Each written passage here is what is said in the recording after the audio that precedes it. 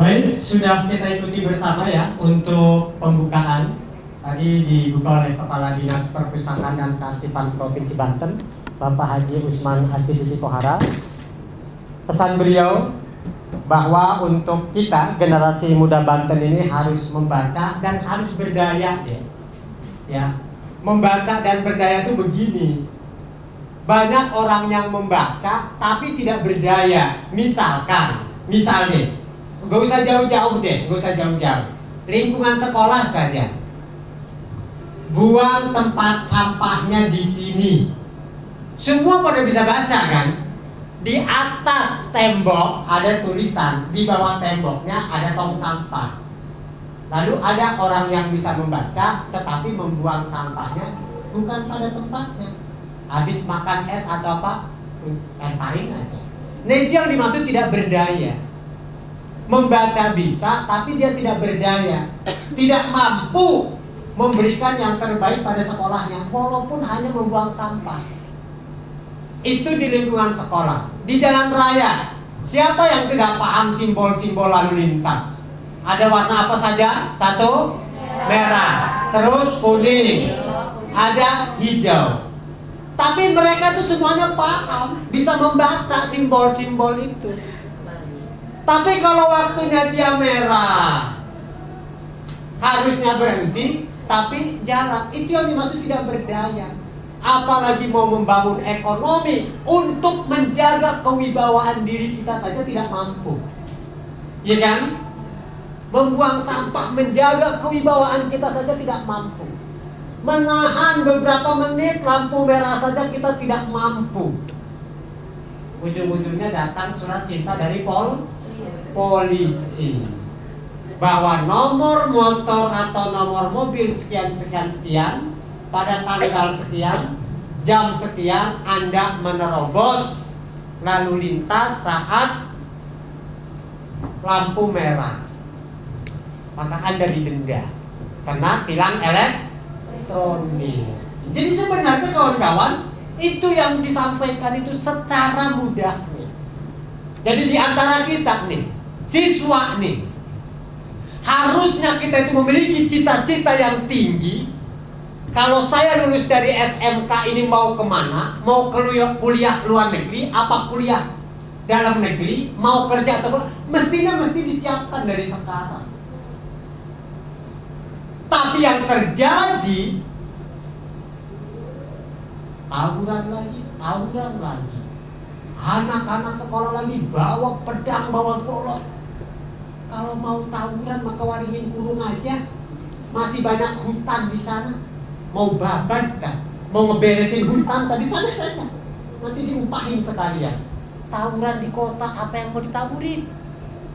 Hidup ini sudah sangat cepat ada. Baik, itu makna kenapa membaca itu selain kita memahami bacaan dan kita juga berdaya. Kita lanjutkan ke persoalan saya tadi. Ya, adik-adik, sejak di perguruan tinggi itulah kemudian saya sudah banyak menulis. Muncullah buku-buku saya. Terakhir saya menulis buku itu Ibu dan Darah Kopi Para Serdadu. Saya menulis runcang. Runcang itu apa? Local wisdom. Menulis cerpen tentang pelet-pelet Banten, tentang apa lokalitas. Iya, Banten ini kalau di luar sana itu ditakuti adik-adik. Membunuh tanpa harus menyentuh, mencintai tanpa harus memegang. Siapa nama adik? Dahlia. Nih pelet Banten tuh begini nih adik-adik. Ya.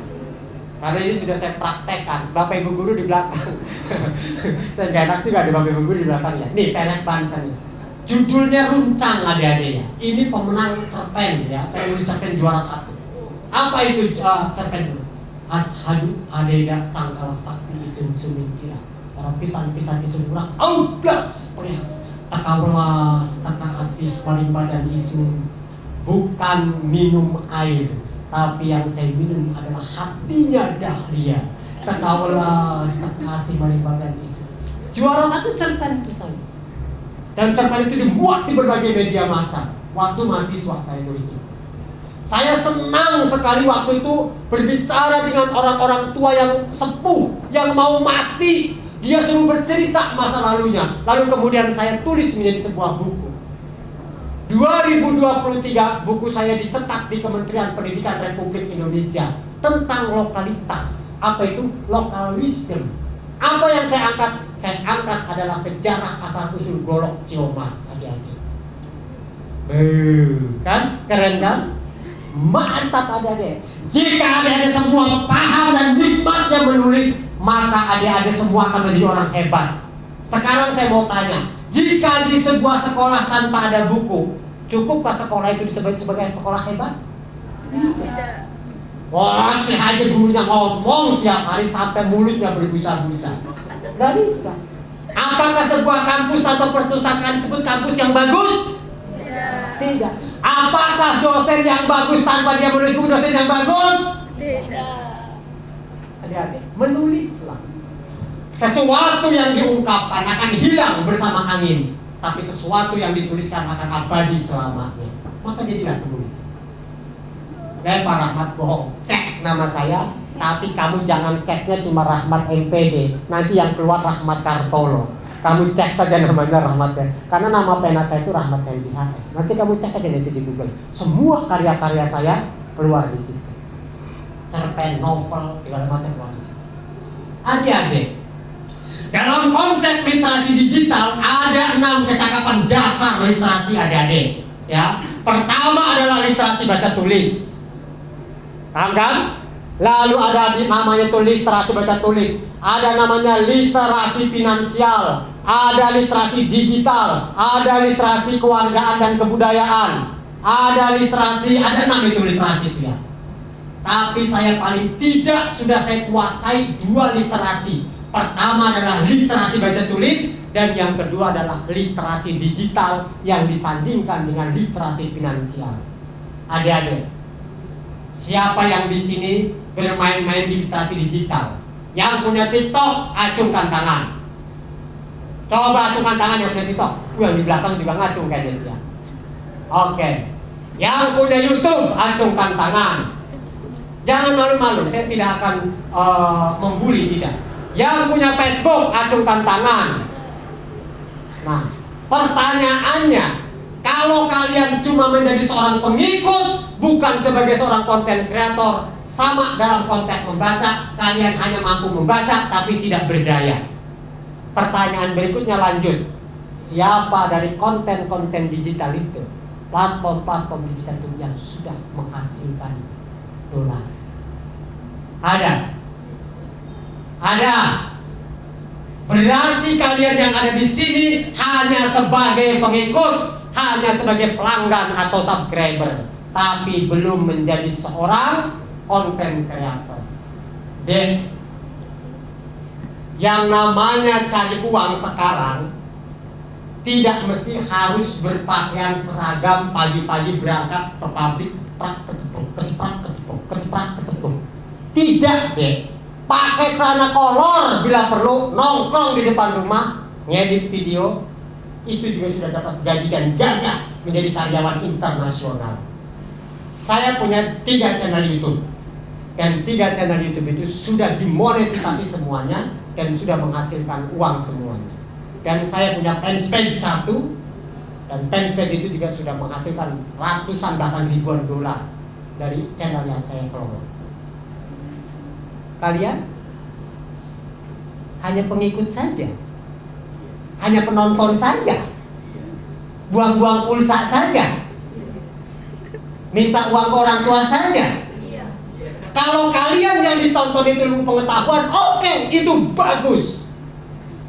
Sekolah tidak puas, gurunya tidak menguasai bahasa Inggris, belajar di YouTube, banyak bahasa Inggris di YouTube. Bahasa Jerman nggak puas, di sekolah nggak ada guru bahasa Jerman, belajar sendiri di YouTube, di TikTok, di mana banyak di situ. Saya pengen jadi konten kreator, YouTube banyak menyediakan. Saya pengen belajar ngedit yang bagus, banyak bisa disediakan. Kalau kalian cuma sekedar ya, aduh, apa gunanya? Rugi sekali kita. Apakah channel saya itu kemudian channel-channel yang tidak bermanfaat? Tidak. Saya tidak menampilkan aurat-aurat dan sebagainya. Dan saya tidak pernah mengajarkan goyang-goyang, juga tidak pernah saya. Minimal yang saya sampaikan di channel ada informasi tentang suatu wilayah, informasi tentang suatu kejadian, minimal. Jadi tidak ada yang kemudian joget-joget begini-begini. Aduh, dek, waktu kita habis nih joget-joget. Sementara negara tidak membutuhkan joget-joget, dek. Negara membutuhkan inovasi-inovasi, ilmu-ilmu pengetahuan baru. Ya, dan dari adik-adik inilah harusnya muncul tulisan-tulisan baru yang bagus, yang bernas, kritikan-kritikan bagus, inovasi, penemuan. Itu yang ditunggu.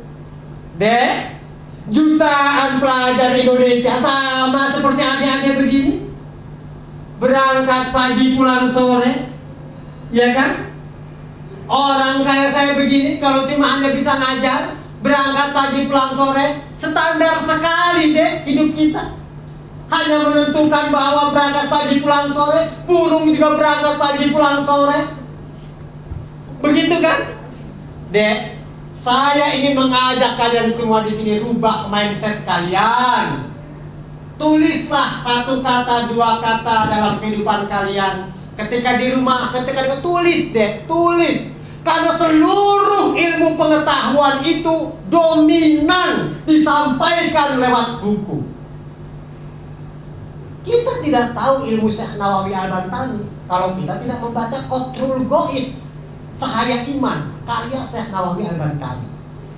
Kenapa kita mengetahui? Karena Syekh Nawawi Al-Bantani menulis, dan tulisan-tulisan itu kita baca. Kalau Syekh Nawawi Al-Bantani tidak menulis, maka kita tidak tahu apa isi di dalam pikiran Syekh Nawawi Al-Bantani. Kita tidak tahu apa pikiran-pikiran yang ada di dalam Khairil Anwar kalau kita tidak membaca Aku adalah binatang jalan, dari kumpulan yang terbuang, luka dan bisa ku bawa berlari, berlari hingga hilang pedih-perih, dan aku ingin hidup 1000 tahun lagi. Tepuk tangan dong. Dari mana kondisi Indonesia bisa diketahui dari sebuah puisi? Jadi puisi Khairil Anwar. Betapa kita ini ingin manusia-manusia yang merdeka dari penjajahan. Kalau Khairil Anwar tidak menuliskan itu, kita tidak tahu. Maka sesuatu yang dilisankan akan hilang, terbawa angin, dan sesuatu yang dituliskan akan abadi selamanya. Menulislah. Mulai hari ini. Sesuai dengan perasaan dan hati kan? Begitu. Kan? Masih kuatkah saya bertenaga di tempat ini aja tuh? Masih menunggu satu lagi pemateri kita. Nanti ada Komisi 5 DPR, Pak Riki Niansa, Komisi 5. Nanti gantian. Lanjut ya, Dek? Lanjut. Jangan tidur di belakang, Dek. Jangan tidur ya. Fokus ya. Kalau mau maju ke depan boleh, nggak apa-apa gantian ya. Dek, sedikit kita akan singgung materi. Ibu, nah, nih biodata saya, ya. Tuh ya. Ini hanya bagian kecil saja karena tidak muat. Kalau saya harus tuliskan semua. Ini ada nomor HP saya juga di sana. Ya. Oh ya. Tadi disinggung tentang soal berita baca ya. Bulan Oktober ada deh, khawatir jabatan saya habis di Oktober. Saya 8 tahun sepertinya di berita baca. Siap-siap yang nanti akan ikut mengikuti lomba pemilihan duta baca, ikut di bulan Oktober. Pantau saja IG atau website dari Dinas Perpustakaan. Nanti informasinya akan muncul di sana. Ya, saya tidak akan mencalonkan lagi dan saya cukup sampai di sini. Biar nanti kita bisa bergantian. Saya mengambil porsi yang lain sebagai penulis, sebagai content creator, atau sebagai motivator ya. Jadi kalian-kalian yang tertarik di dunia membaca menulis, silahkan diikuti nanti di bulan Oktober. Itu boleh seluruh elemen masyarakat Banten boleh berlomba. Ya tentu kriterianya dia harus punya karya, harus menulis, public speakingnya harus bagus, pengetahuannya juga harus bagus ya. Jadi tidak sekedar ikut-ikutan. Kalau ikut-ikutan bisa, tapi ya tidak terpilih nantinya. Nah, tadi kalau disebut bahwa Goragong, di atas Goragong ada Najwa Shihab, di atas Najwa Shihab itu ada Andi F. Noya, di atas Andi F. Noya itu ada namanya Tanto Widya. Ya, jadi kesananya sudah generasi keempat kalau tidak salah ya di tingkat nasional. Kalau di Banten baru saya. Nanti di Oktober akan ada regenerasi baru. Lanjut Teteh. Dek, saya ingin mengajak semua yang ada di sini. Apakah di antara adik-adik ini ada yang pernah juara menulis cerpen? Coba acungkan tangan. Ada? Tidak ada? Ya. Kalau tidak salah, FLS 3N tahun 2025 perlombaannya dari kemarin itu tentang cerpen dan yang lain itu di Anyer. Itunya lombanya. Ya tingkat provinsinya. Adik-adik, Bapak Ibu Guru sudah sering barangkali menyampaikan materi ini. Tetapi ada yang ingin saya sampaikan berbeda, bahwa menulis cerpen yang ingin saya sampaikan dalam kesempatan ini berdasarkan buku-buku kecakapan hidup. Kenapa orang tidak mau membaca? Karena membaca itu dianggap membosankan, karena dianggap buang-buang waktu, karena dianggap kurang bermanfaat. Kalah dengan HP. Padahal HP sendiri kalau tidak dibawa kepada hal yang positif, dia juga tidak bermanfaat sebenarnya. Apalagi main game, oke? Apalagi main slot, oke? Itu juga jauh lebih tidak bermanfaat ketimbang menganggap membaca buku tidak bermanfaat. Tidak bermanfaat. Dek, nih, saya akan mengajak adik-adik semua yang barangkali pada kesempatan ini masih kelas 1, kelas 2, ya, walaupun sudah kelas 3, ini akan bermanfaat kalian untuk di perguruan tinggi, wabil khusus kalau kalian mengambil Fakultas Bahasa dan Sastra Indonesia. Saya di Fakultas Bahasa dan Sastra Indonesia. Ini adalah struktur penulisan cerpen, namanya orientasi. Ya, penentuan peristiwa, menciptakan gambar visual, latar atmosfer dan waktu kisah. Pengenalan karakter dan arah menuju komplikasi. Mau pakai begini silakan, nggak pakai juga terserah. Bagi saya menulis cerpen nggak mesti begini-beginian. Tapi kalau bagi para pemula boleh menggunakan teknik ini. Namanya orientasi. Lanjut, Teteh.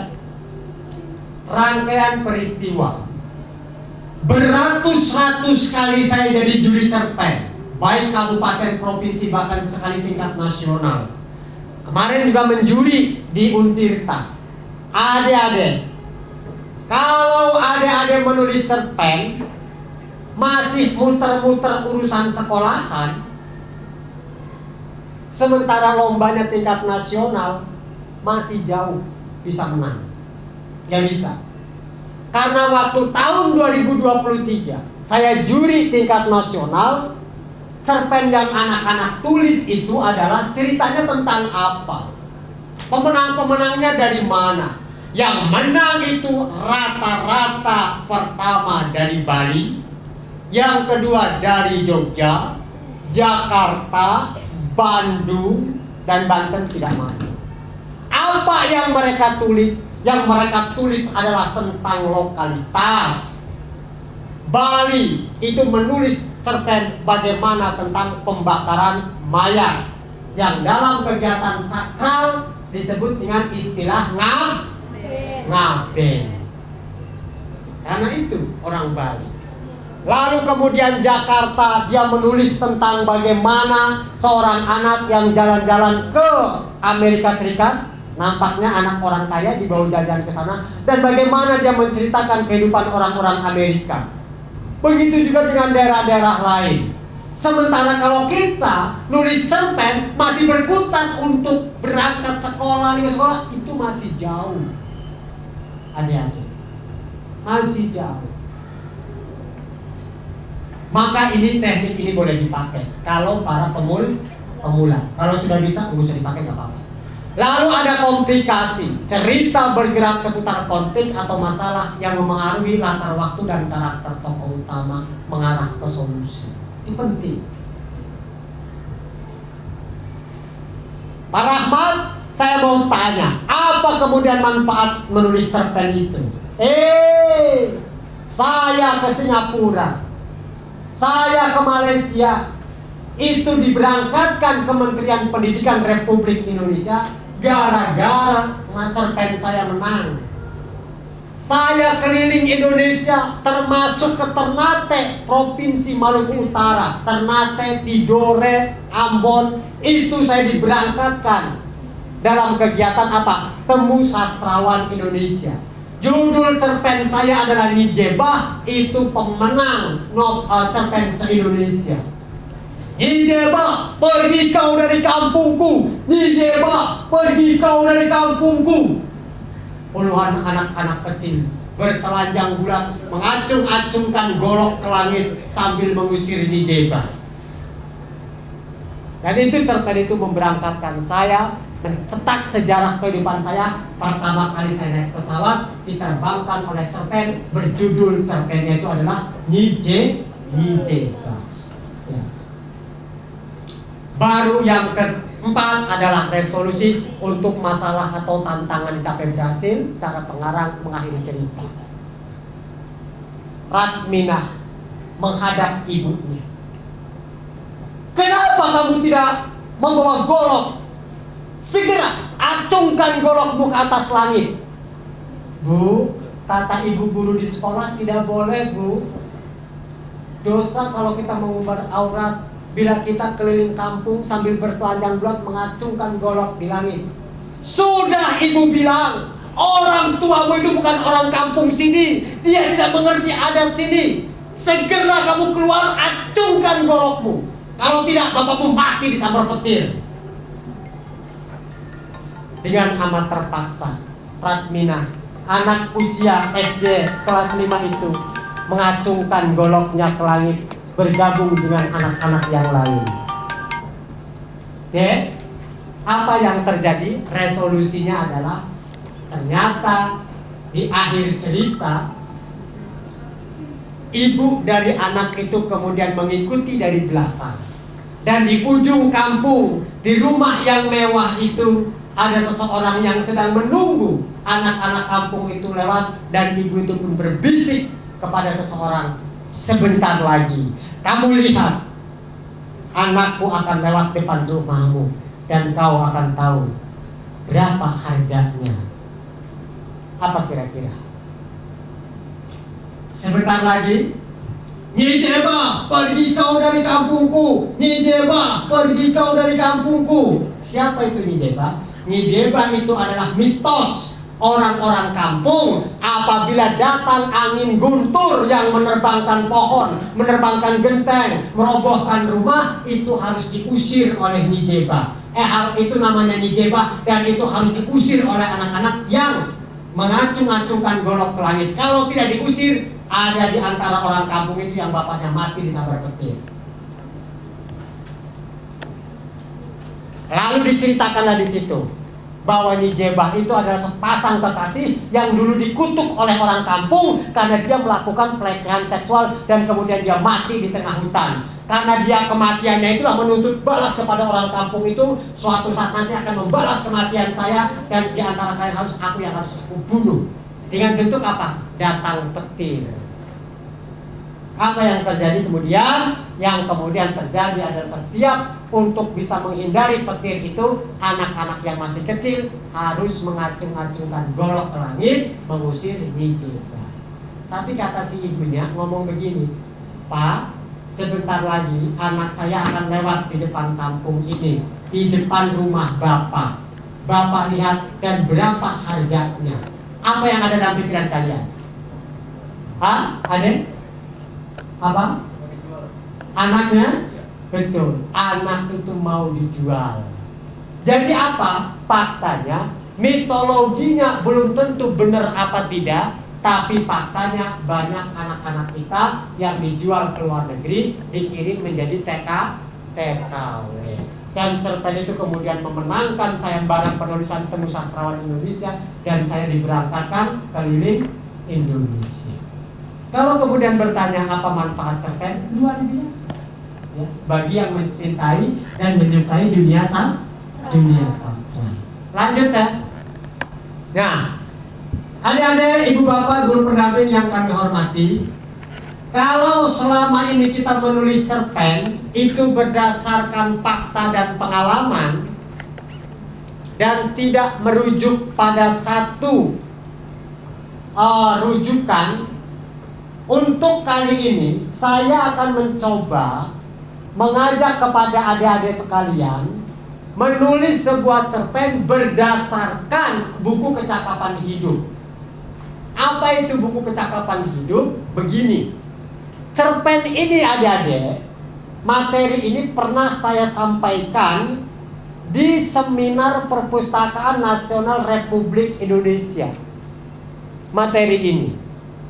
Kenapa harus merujuk pada persoalan buku kecakapan hidup? Dek, orang-orang kita ini kalau disuruh baca buku itu males. Alasannya bisa jadi karena tidak menarik, atau barangkali karena memang sudah ada lawan sekarang. Apa lawan buku itu? HP. Dulu tidak ada HP, orang fokus membaca. Sekarang ada HP, nulis di HP saja, nulis di laptop komputer saja diganggu oleh bunyi masuk inbox. Nulis satu paragraf, baca WA-nya 2 jam. Belum lagi pesan WA masuk. Ini terganggu sekali. Nah, ada deh. Karena banyak sekali persoalan di negara ini, terutama bagaimana pabrik-pabrik pada tutup, kena PHK dan sebagainya, maka saya mencoba di Seminar Perpustakaan Nasional itu bagaimana menulis atau membaca tidak hanya dinikmati oleh para siswa, tapi dinikmati juga oleh masyarakat umum, utamanya yang mereka kesulitan di dalam bidang ekonomi. Maka saya munculkanlah menulis cerpen berdasarkan buku kecakapan hidup. Sekilas saya akan coba jelaskan apa pengertian daripada kecakapan hidup. Nih, penyampaian penjabaran dari apa yang disampaikan oleh Bapak Kepala Dinas tadi. Kecakapan hidup atau life skill merupakan kecakapan yang harus dimiliki seseorang untuk berani menghadapi problem hidup dan kehidupan dengan wajar, tanpa merasa tertekan, kemudian secara proaktif dan kreatif mencari serta menemukan solusi sehingga mampu mengatasinya. Dan tiba-tiba saja ada orang baru kena PHK. Kelihatannya kena PHK stres apa bahagia? Stres. Ketika dia bekerja, segala sesuatunya aman. Tapi ketika kena PHK, pikiran-pikiran yang lain itu muncul. Biaya anak sekolah, ya kan?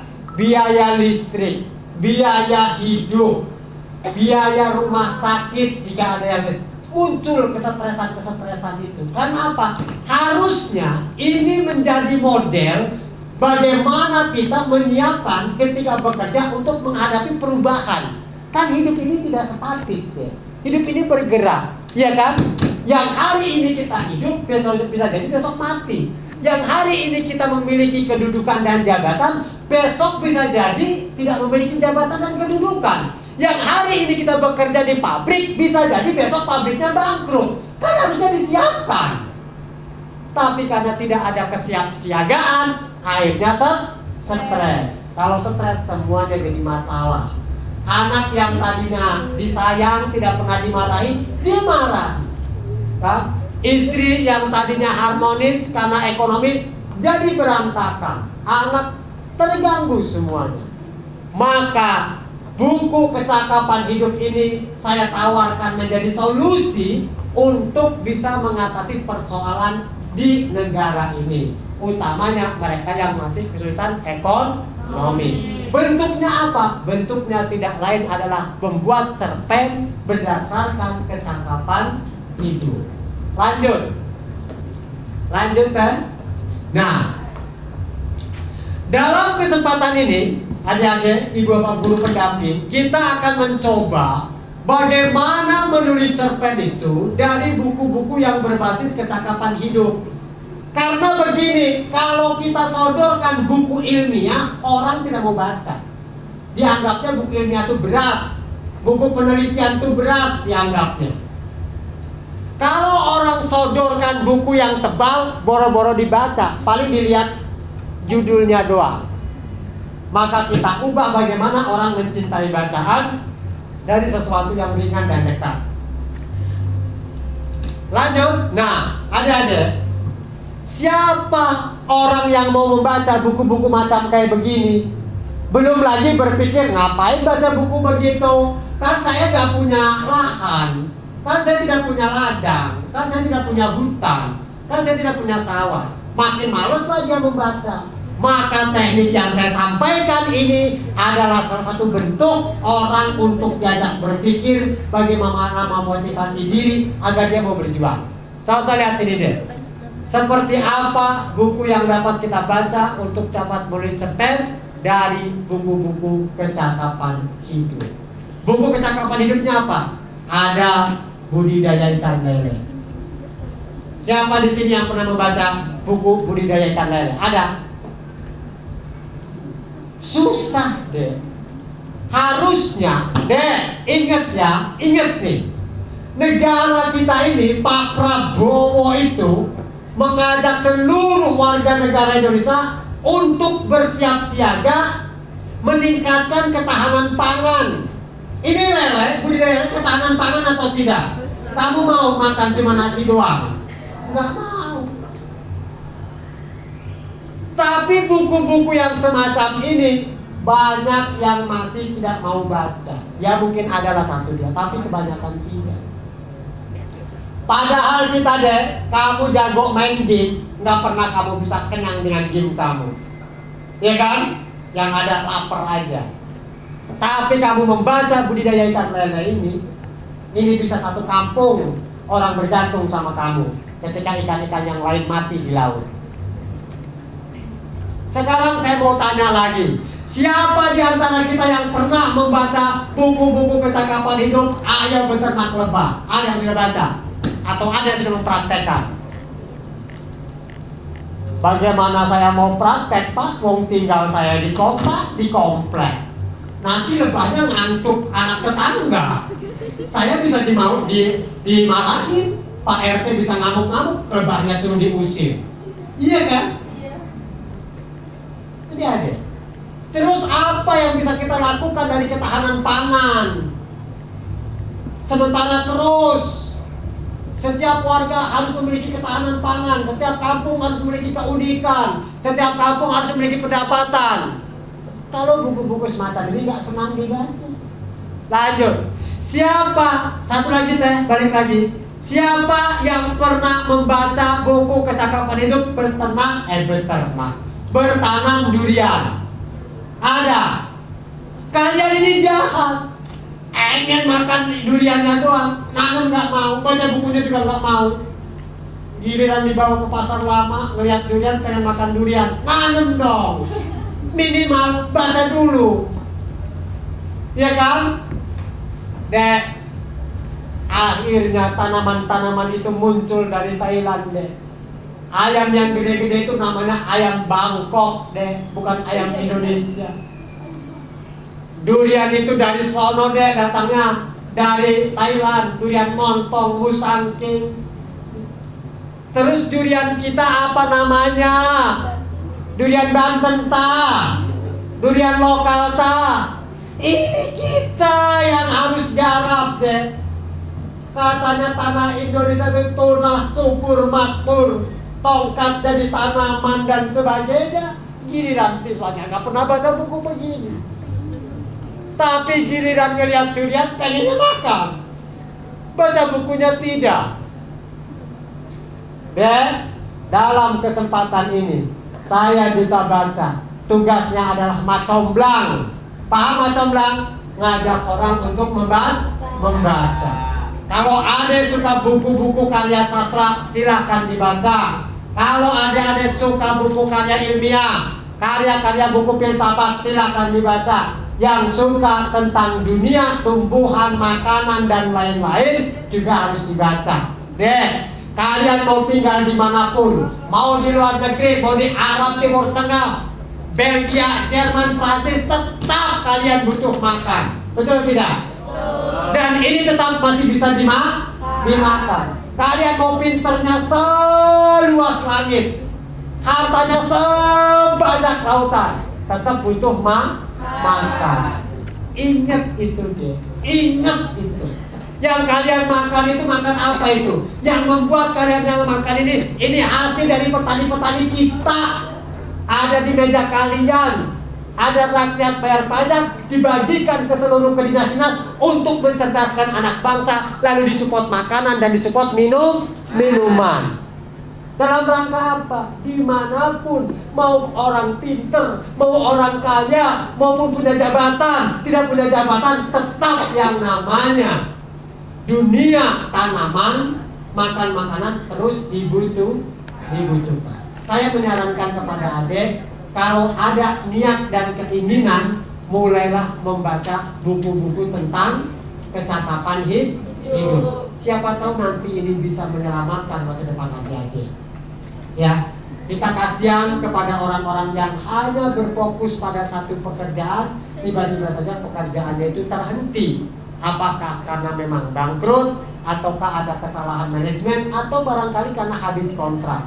Maka satu buku kecakapan hidup saya berharap bisa merubah masa depan diri pribadi dan keluarganya. Syukur-syukur masyarakat dan bangsanya. Terus deh, ini lihat. Ada buku kecakapan hidup beternak ayam kampung petelur. Saya yakin di tempat ini semua pada suka makan telur, iya kan?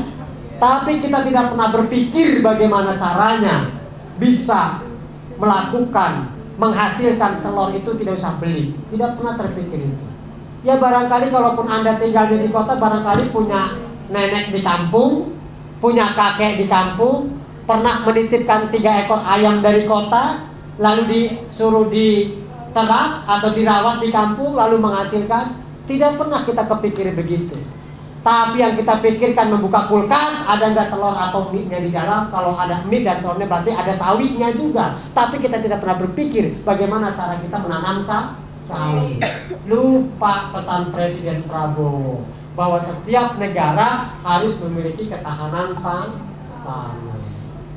Deh, terbuka ya. Pagi ini harus terbuka. Harus ada satu hobi yang itu merujuk pada ketahanan pangan atau kecakapan hidup dalam istilah saya. Lihat, ada ayam, ada kambing, ada tanaman hias. Memang tanaman hias ini tidak ada harganya. Banyak tanaman-tanaman hias yang memiliki harga dan luar biasa.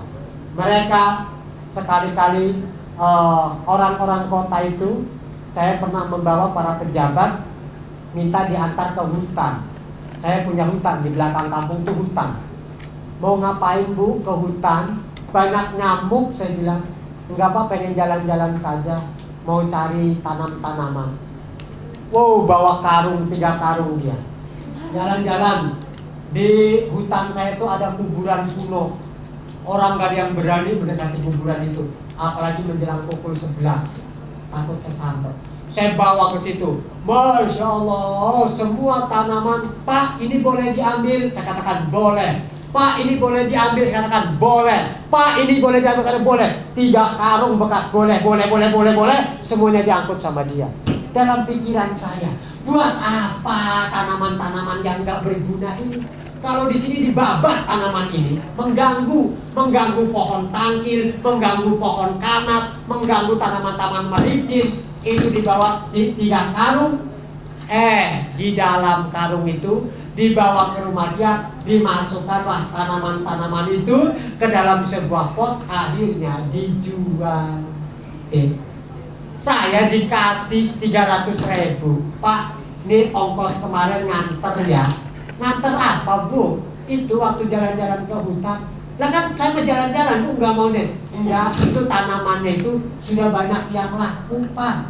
Ada yang laku 75.000, ada yang laku 150, ada yang 300. Aneh kata saya. Di sini orang-orang kampung tanaman-tanaman begitu dibuang, ngeganggu. Di tangan dia ternyata adalah uang. Saya dikasih ongkos nemenin jalan-jalan di hutan itu. Paham kan?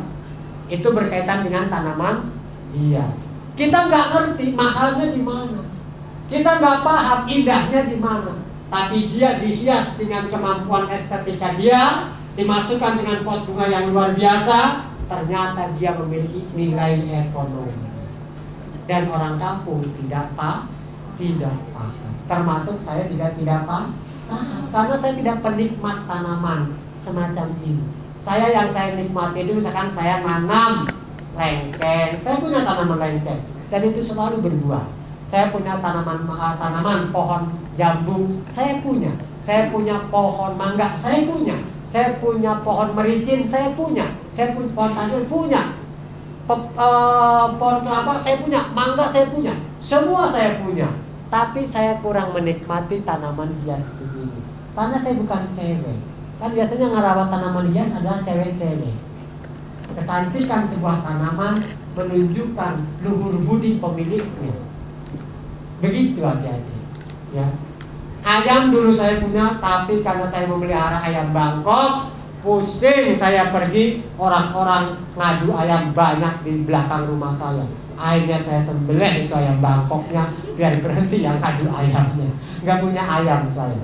Akhirnya saya ternaknya ayam kampung saja. Itu pun di rumah mertua saya ikutin aja di sana. Paling saya meminta telurnya aja sama minta ayamnya. Harus punya ya, agar kita tidak bergantung pada orang. Lanjut. Nah, adik-adik, bagaimana menciptakan tanaman-tanaman, buku-buku kecakapan hidup itu juga bisa dibaca oleh orang-orang yang hal ini kesulitan ekonomi. Maka kita harus merubah buku-buku kecakapan hidup itu menjadi buku-buku cerpen yang menginspirasi. Ini contohnya. Ya. Contoh sinopsis cerpen berdasarkan buku kecakapan hidup.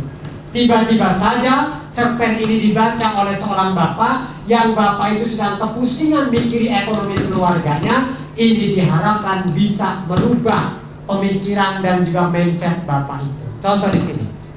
Cerita berawal dari seorang pemilik kolam lele bernama Pak Tono yang memiliki kolam lele yang sangat subur dan menghasilkan ikan lele yang besar dan lezat. Namun kebahagiaan Pak Tono tidak berlangsung lama karena ikan lelenya mulai dicuri oleh seorang pencuri yang tidak dikenal. Pencuri tersebut adalah orang miskin dan tidak memiliki pekerjaan yang tetap. Lanjut, Bu.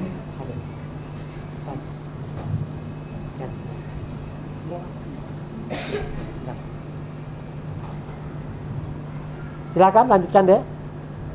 Ia merasa bahwa mencuri ikan lele adalah cara yang paling mudah untuk mendapatkan uang. Namun, setiap kali ia mencuri ikan lele, keadaan hidupnya tidak menjadi lebih baik. Bahkan, ia menjadi semakin miskin dan terlilit utang. Suatu ketika, sekarung ikan lele yang dia curi, ada ikan lele yang membuatnya takjub. Ikan lele tersebut seolah ingin bercerita, mulutnya bergerak-gerak ketika ia tetap. Padahal pembeli di pasar sudah mau memborongnya. Dengan rasa penasaran, akhirnya semua ikan lele curian ia jual dengan cara diborong. Tapi satu ikan lele ia selipkan di sarungnya. Lanjut.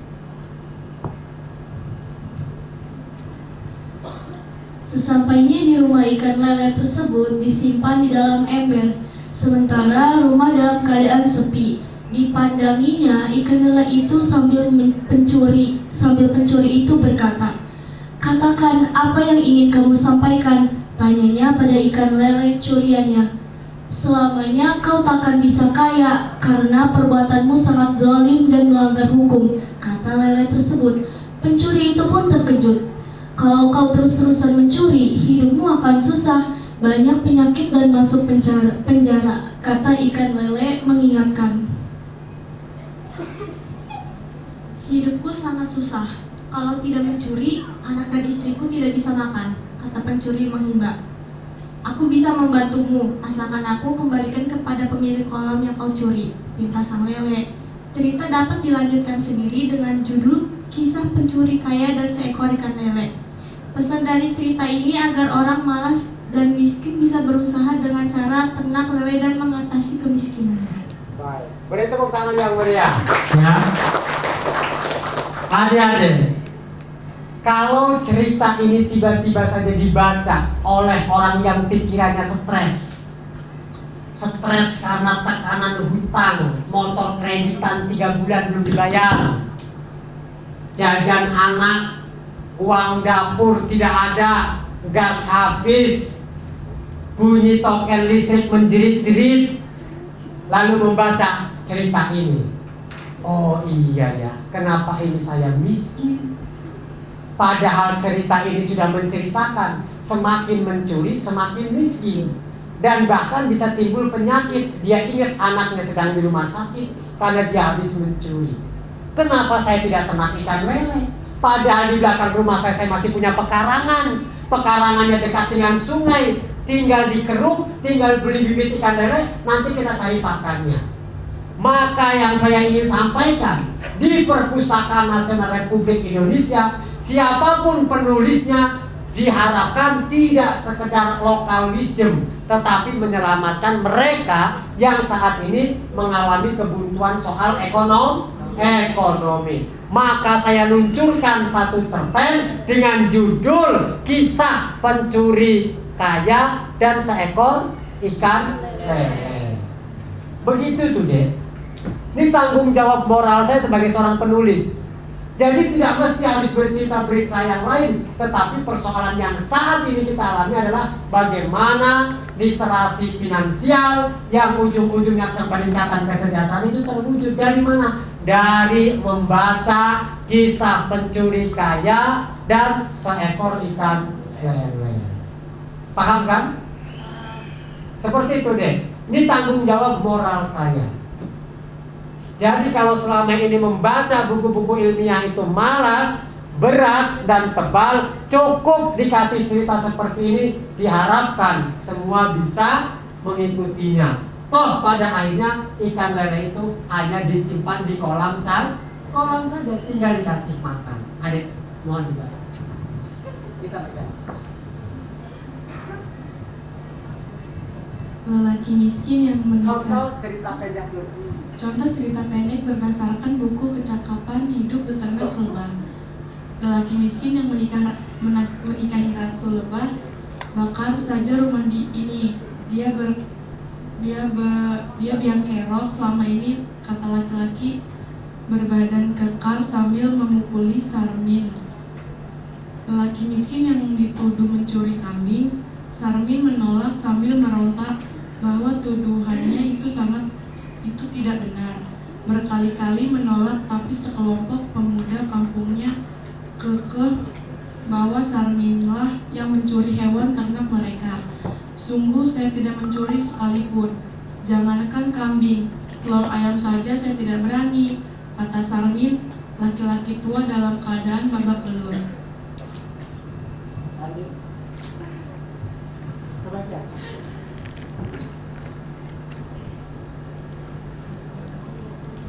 Untunglah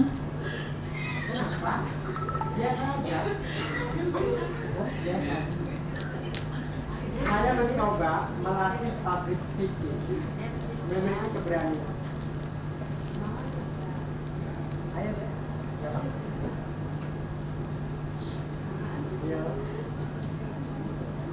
Untunglah lurah malam itu datang. Sehingga Sarmin bisa diselamatkan dengan perjanjian Sarmin harus diusir dari kampungnya. Akhirnya Sarmin pergi dan membuat gubuk di pinggir hutan.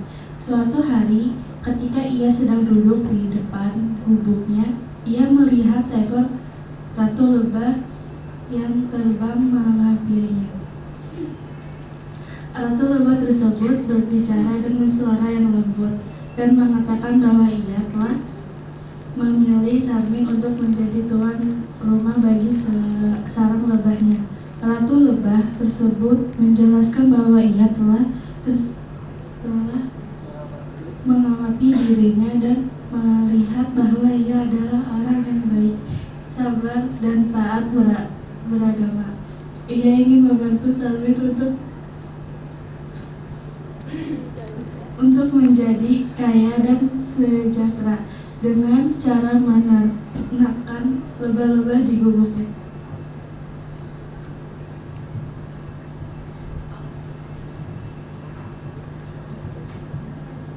Laki-laki tersebut sangat gembira dan berterima kasih kepada Ratu Lebah.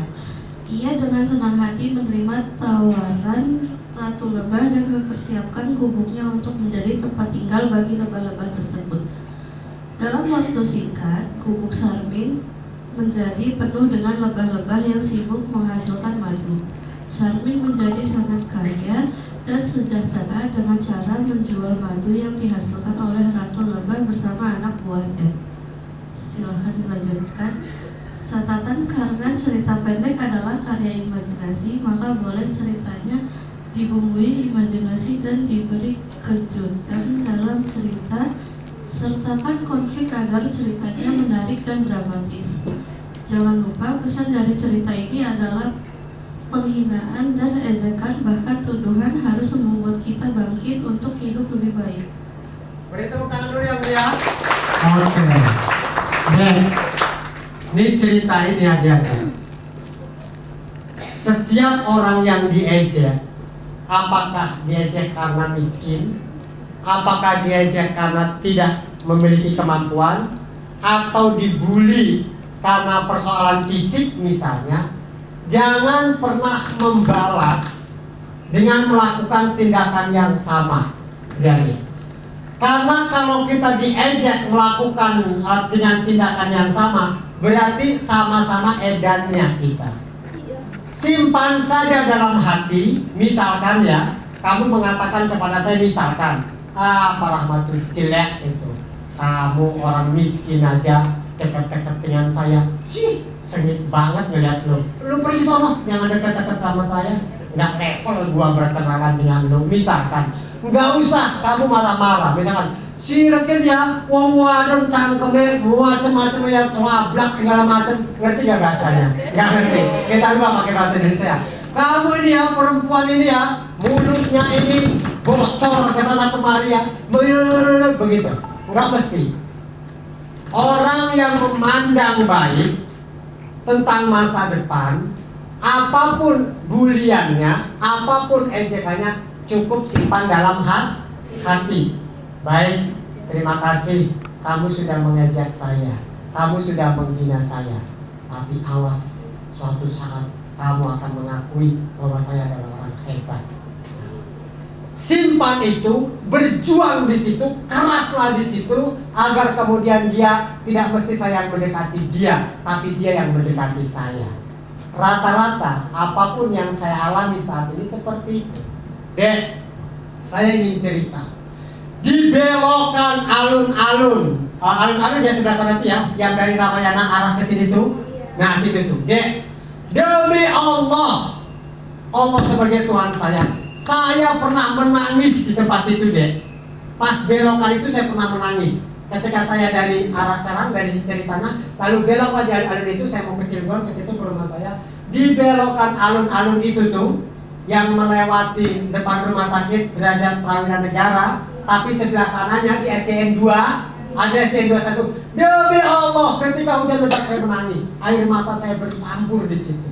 Kenapa saya menangis sambil bawa motor? Karena saya ditunjuk oleh salah satu komunitas, yang komunitas itu meminta kepada saya, isinya itu tentang mengisi materi Gramsci dan teori hegemoni.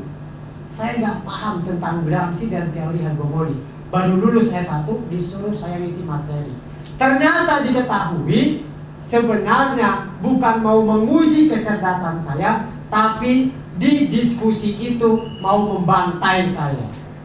Ada dari UIN Ciputat, ada dari UIN Banten, senior-senior, karena saya baru lulus. Karena saya tidak memahami tentang teori Gramsci dan teori hegemoni, saya tidak paham. Kemudian saya diinjak-injak makalahnya, bukan orangnya. Makalahnya itu diinjak-injak sama teman saya itu. Ini makalah apa? Makalah jelek begini, karena kamu gak bisa nulis, kamu gak bisa apa-apa, kamu gak layak begitu ya. Demi Allah, saya tinggalkan pergi itu kegiatan itu, lalu hujan turun dan dibelokkan alun-alun itu saya menangis. Saya di situ berhenti menangis, ya Allah, saya bilang, begini amat saya bilang, saya kok dipermalukan orang, saya bilang. Kenapa ini saya jadi bodoh? Sebuah materi yang bukan bidang saya terima. Teman saya ada yang dari Lebak, tapi dia nggak datang, nggak menghadiri diskusi itu. Pematerinya dua, saya dengan dia. Nah suatu hari saya tanya, Ben, kenapa kamu nggak datang waktu diskusi kemarin? Ya ngapain datang? Itu kan materi bukan bidang saya. Dan saya pasti kalau datang ke tempat itu akan dibantai oleh mereka. Dibantai itu dipermalukan. Cuma karena saya mungkin tidak paham, saya menyampaikan materi dan mereka itu sengaja itu, kemudian saya diinjak-injak makalahnya jelek dan sebagainya, dan kemudian saya nangis di situ ketika hujan turun. Saya berdoa, ya Allah, saya bilang, masa iya sih saya kayak begini terus, saya bilang, dihina, dibully, makalah saya diinjak-injak segala macam. Ya Allah, saya berjanji, orang-orang yang menghina saya itu, awas suatu saat nanti akan saya kalahkan semuanya. Akan saya tenggelamkan namanya. Orang lebih mengenal saya daripada mereka. Nah, Dek, apakah waktu diinjak-injak masalah saya dibilang jelek itu kemudian saya marah, ngamuk, berantem di situ? Enggak. Saya cuma hanya menangis ketika hujan pas belokan di situ. Kemudian saya berdoa, saya akan kalahkan mereka semuanya. Nama mereka akan saya tenggelamkan. Nama saya lebih terkenal daripada mereka. Nah, akhirnya betul pada faktanya nama-nama orang itu tenggelam. Nggak ada sama sekali. Bahkan orang yang menginjak-injak saya itu mau ditangkap sama aparat keamanan karena dia polisi. Nggak usah disebutkan ya, karena rekaman saya aktif semua video saya di sini. Dan itu mau ditangkap dan nama dia tenggelam, hampir nggak dipakai. Bagaimana kehidupannya? Ya, dibilang miskin enggak, tapi ya di bawah standar aja. Rumah nggak punya, motor nggak punya, ya, kelaparan. Makanya hati-hati adik-adik ya, jangan menghina. Orang menghina, dia tidak melawan, bukan berarti dia tidak mau melawan, tapi dia sedang menyimpan kekuatannya dan suatu saat nanti akan diledakkan. Dan itu saya sering sekali kayak begitu, ya. Saya tuh secara pribadi ya, adik-adik ya, jujur nih, lebih baik saya dihina daripada dipuja-puja. Kalau dipuja-puja, tenggelam kita. Enggak ada kreativitas. Tapi kalau dihina dengan catatan tidak melawan dengan bentuk yang lain, itu saya lebih senangnya dihina. Lebih senangnya dibully. Karena kalau saya dihina, dibully, akan ada karya baru yang keluar. Gitu. Makanya jangan berarti kita menghina orang itu kita yang menang ya. Tidak, dia sedang menyimpan saja. Suatu saat nanti akan dipermalukan. Itu contoh. Ketika sudah terjadi hal demikian itu, suatu hari kita sama-sama jadi juri di es Rizky depan sini. Di Cicer itu ada es Rizky ya. Dulu mah es Rizky, sekarang mah KPI kalau nggak salah Cicer. Kemudian dia jadi juri, saya jadi juri. Lalu dia turun bareng. Rahel, kamu bawa kendaraan. Waktu saya masih sakit hati sebenarnya. Dia bawa, saya bilang, kenapa? Tolong sih antarin saya. Kemana? Ke rumahnya di sana tuh, daerah Kontang, Tirtayasan. Nggak mau lah, saya bilang, jauh, ngapain ngantar-ngantar situ. Kenapa memangnya? Kan honor jurinya belum dibayar, saya nggak punya ongkos. Dulu mbak ngehina saya. Ya udah saya anterin, saya bilang, tapi sampai Pakupatan aja. Saya anterin ke terminal Pakupatan, saya turunin di situ. Udah sampai sini aja, nggak sampai rumah. Enggak lah, saya bilang semua ada acara. Ya. Dalam hati saya, turun kamu cuma nggak begitu, dia tetap ada saya begitu. Saya terusin aja sama ada kegiatan lain. Saya turunin di situ. Saya pergi lagi pakai mobil saya. Itu dulu menghina saya, luar biasa. Ya. Tapi saya tidak marah, tidak memaki-maki dia. Saya cinta dan hati saya. Suatu saat saya akan kalahkan kamu. Itu kalah dia sekarang ya. Jadi dendamnya bukan pada orangnya, tapi dendam pada diri kita sendiri. Kenapa kita ini dibully? Kenapa ini kita dihina? Enggak mesti dilawan, simpen dalam hati, pelajari ilmu pengetahuan, pelajari apa yang kamu suka, kamu tunjukkan. Suatu saat nanti mereka akan mengetahui bahwa saya lebih hebat daripada kamu. Itu saudara-saudara. Tepuk tangan yang meriah. Ya, baik. Ya. Jadi nggak usah dilawan, nggak usah diceritakan ke orang tua juga, nggak usah diceritakan ke polisi juga. Ngapain ke polisi? Ujungnya ribut kan? Simpen dalam hati, kemudian kita lakukan perlawanan. Melawannya dengan siapa? Dengan pribadi dulu. Nggak usah lah lapor-lapor guru lah. lapor-lapor gue nanti sama-sama dipanggil ke BK lagi kan. Kamu kan yang ngebully kan, dia ngebelain saya hitam kan, hidung saya panjang kan. Nanti gak terima, lapor ke orang tua. Orang tuanya ribut, nggak usah. Laki-laki sejati menyimpan masa depannya dengan segala kekuatannya. Begitu, ya. Jadi nggak usah orang dinain, biarin aja lah, anggap aja. Saya juga pernah dinain, saya juga pernah nangis di situ, bercampur dengan air mata ketika hujan turun. Tapi suatu saat saya akan kalah kamu. Awas kamu, hati-hati kan. Kalah dia sekarang. Bahkan dia dikejar-kejar aparat, gara-gara korupsi sekian ratus juta, hampir 1 miliar. Nah, saya tidak begitu tahu. Jadi dia tenggelam. Ya. Saya nulis di majalah sastra Horizon. Horizon itu adalah majalah sastra Asia Tenggara, terkenal sampai Brunei, Thailand, Singapura dan sebagainya. Waktu saya belum dikirim karya saya berkatakan, apa karya saya jelek, dibanting karya saya. Tidak marah juga saya. Terima kasih Anda sudah membanting karya saya. Suatu saat saya akan tunjukkan karya saya. Nah, beberapa bulan kemudian karya saya ada yang dimuat juga di majalah sastra Horizon dan dia mengakui bahwa ini karya terbaik. Kira-kira begitu. Jadi adik-adik yang berkenalan dengan saya, hinaan, bulian, segala macam, nggak usah dihadiri. Cukup simpan dalam hati, ambil tindakan, motivasi dari kita tunjukkan bahwa kita lebih hebat dari dia. Begitu, sepakat? Sepakat, nggak usah. Lapor BK, makin tambah panjang urusannya. Dua-duanya dipanggil, ya kan? Lapor orang tua, makin tambah panjang lagi. Simpan saja. Tapi kamu perbaiki cara belajar kamu perbaiki cara bagaimana memandang mindset masa depan kamu pelajari yang kamu suka, kamu tekuni yang kamu inginkan, suatu saat akan kalah. Oke? Suatu hari saya mengajar di sebuah SMA. Ada anak kecil, SMA tapi badannya kecil. Dipanggilnya cebol dia. Karena kecil badannya, dipanggilnya cebol adik-adik. Bilangnya apa begini? Lapor ke saya jabatannya kepala sekolah waktu itu. Pak, saya tidak terima.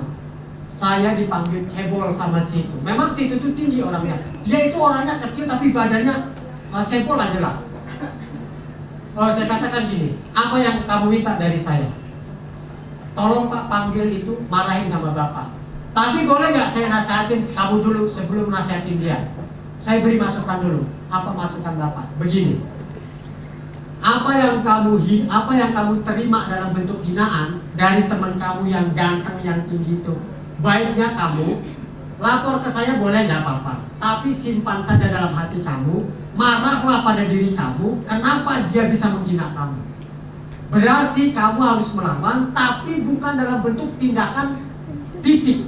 Lawanlah dalam diri hati kamu bahwa suatu saat saya akan bisa mempermalukan dia, bahwa saya akan bisa mengalahkan dia, bahkan saya akan buat dia ada di bawah saya. Pikirkan itu. Apa yang kamu suka hari ini? Kalau kamu hari ini suka membaca, kebetulan dia suka membaca buku hukum. Kalau di perpustakaan dia membaca buku-buku hukum dia. Nah, si anak itu saja pesan dari saya. Apa perlu saya panggil? Apa perlu kamu mikir? Lebih baik kamu yang mikir aja. Gak usah, ini masalah sepele, hanya sekedar bully-bulian. Ya udah Pak kalau begitu. Apa kesenangan kamu membaca buku? Bidang apa buku yang kamu baca? Oh, saya senang dengan hukum. Pelajari kamu buku-buku hukum. Ternyata deh, dia ngambil beasiswa S1, beasiswa di Al-Azhar, jurusan hukum. Dapat beasiswa S2 di Al-Azhar, jurusan hukum 2. Sekarang yang anak dibilang cebol tuh menjadi pengacara dan sangat terkenal. Yang membuli dia hari ini kerjanya di pabrik adik-adik. Itu saya motivasi, tunjukkan bahwa penghinaan kamu bisa merubah masa depan kamu. Dia menjadi seorang pengacara sekarang, lulusan S2 Al-Azhar bidang hukum. Anaknya kecil, cebol dipanggilnya. Allah kamu dasar cebol katanya. Nah, dibilang cebol itu dia merasa sakit hati. Motivasi sayanya harus begitu dan dia menjadi seorang pengacara sekarang. Oke, itu ya. Jadi cerpen ini adalah mengingatkan pada kita yang pernah dihina, yang pernah dibully untuk tidak perlu melawan fisik, lakukan perlawanan dalam diri kita. Gitu saudara-saudara. Itu yang saya lakukan. Baik, masih ada satu lagi contoh terakhir buku yang dapat kita baca untuk dapat menulis cerpen buku-buku kecakapan hidup. Ada.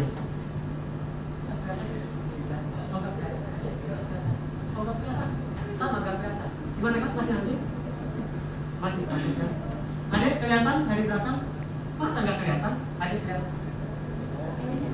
Yang coba, yang coba. Kelihatan kan? Latihan, public speaking.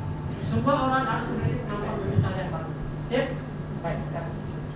Contoh terakhir buku yang dapat kita baca untuk dapat menulis cerpen dari buku-buku kecakapan hidup. Akulah Ardi, pemuda yang berkali-kali gagal dalam berjuang. Sudah 10 kali membangun wirausaha, 10 kali juga aku menelan ludah kegagalan, stres, pusing, bahkan bayang-bayang ingin meninggalkan negeri ini, tempat menghantui. Tapi apa gunanya aku? Berkuliahlah kalau akhirnya aku tak bisa membangun kampungku apabila tidak mendengar cibiran dari tangga, parah dan menyakitkan. Gantung diri saja, akhiri hidup daripada tidak berguna, kata para tetangga. Sadis, Ardi merasa kecewa dan putus asa. Ia merasa bahwa cita-citanya tidak akan pernah tercapai di lingkungan yang menjijikan dan bau mulut comberan semacam ini.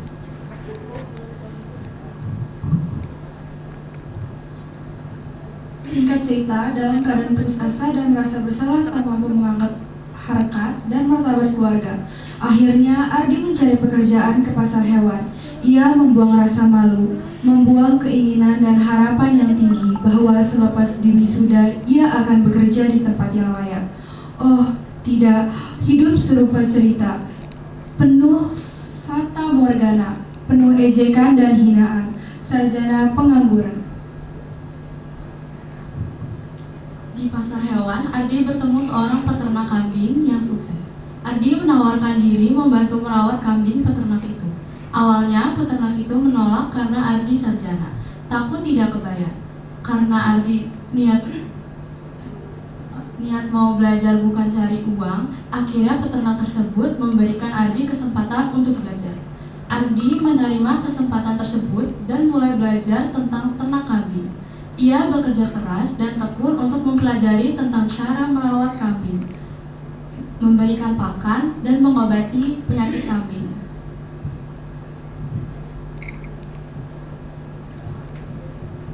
Dalam waktu singkat, Ardi menjadi seorang peternak kambing yang sukses. Ia memiliki banyak kambing dan dapat menjualnya dengan harga yang tinggi.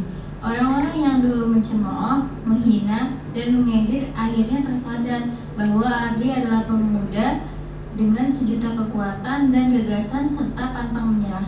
Bahkan banyak pemuda kampung yang belajar padanya. Ardi merasa bahwa kegagalan yang dialaminya adalah sebuah kesempatan untuk menemukan jalan yang benar. Ia merasa bahwa sukses bukan hanya tentang mencapai cita-cita, tetapi juga tentang menemukan kebahagiaan dan kesempurnaan dalam hidup. Itulah 3 contoh cerita pendek yang dapat memotivasi kita berdasarkan buku percakapan hidup yang kita buat. Boleh tepuk tangan yang meriah. Adik-adik, Pak, ngapain kita sekolah tinggi-tinggi, tiba-tiba kita suruh belajar beternak kambing? Saya mau tanya, jika ada pikiran begitu saya ingin tanya, ada yang tahu tidak? Wakil wali kota mana yang berangkat dari juragan kambing? Ayo, siapa yang tahu? Wakil wali kota mana yang sekarang menjabat sebagai wakil wali kota berangkat dari juragan kambing? Siapa?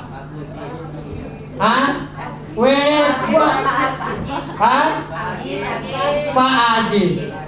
Masih ingat waktu kampanye memasang baliho besar sambil ada foto kambingnya? Jadi adik-adik, jangan kemudian kita meremehkan. Apa-apaan Pak, kok ngurusin kambing? Hei, nih tempat yang kita duduk ini, masuk kota Serang. Wakil wali kotanya berangkat dari juragan kambing. Tentu kuliahnya dulu di ITB atau di mana dia? Tapi di mana posisi kambingnya? Posisi kambingnya di kecamatan saya di Waringin Kurung. Di sana ada namanya Juragan Pam. Nah itu miliknya Pak Nur Agis Aulia. Jadi kita nggak usah malu adik-adik. Jangan pernah berpikir, wong kita sudah sekolah, wong kita sudah kuliah. Kamu kuliah, kamu sekolah pejabat sekalipun, siapa yang tidak suka makan kambing? Iya kan? Siapa yang tidak berkorban, tidak menggunakan kambing? Banyak yang masih kurban menggunakan kambing. Jangan pernah menyepelekan sesuatu yang hari ini mungkin kita dianggap tidak penting, tetapi sesungguhnya itu menyelamatkan untuk masa depan kita. Itu yang dapat disampaikan dari materi kita tentang menulis cerpen dari kecakapan hidup. Kalau kita runut ulang, ada orientasi, ada rangkaian peristiwa, komplikasi, dan resolusi. Terakhir, Ibu, ada? Nah, peran perpustakaan bagi masyarakat ini sudah menjadi pengetahuan umum bahwa perpustakaan itu menjadi penting, baik perpustakaan sekolah maupun perpustakaan milik pemerintah. Ada yang bertanya? Dibuka 2 pertanyaan. Cukup? Cukup? Bisa dipahami semuanya? Bapak Ibu guru pendamping mohon izin, mohon pamit ini. Ada yang ditanyakan? Tidak ada. Pak Mahmud cukup? Baik. Adik-adik yang saya hormati, kita akan kembali ke moderator karena rangkaian kegiatan ini masih cukup padat. Mudah-mudahan ibu bapak, guru-guru pendamping dan adik-adik semua tetap semangat untuk berliterasi. Kepada Pak Mahmud kita kembalikan. Baik, tepuk tangan untuk Kang Rahel. Oke. Baik adik-adik semua. Ini saya udah habis belum? Tenang, nanti setelah pulang dari sini nanti kita siapkan makan siang juga. Tepuk tangan dulu dong. Ya. Jadi uang jajannya utuh ya. Bener utuh nggak? Utuh kan? Nah, ya masih utuh jadi utuh jajannya kan gitu. Oke, baik adik-adik masih ada yang mau ditanyakan? Tadi bertanya belum, Kang Rahel? Punya anak berapa gitu, istrinya berapa, udah belum? Belum. Ada yang mau nanya nggak? Kira-kira dulu sekolahnya gimana sih? Dulu aktivitas di SMA-nya kayak gimana? Ada yang mau nanya? Yang belakang. Oke, ada mic-nya di situ. Mati mic-nya Kang, 1 doang. Ini nggak bisa. Oke, ada lagi yang nanya?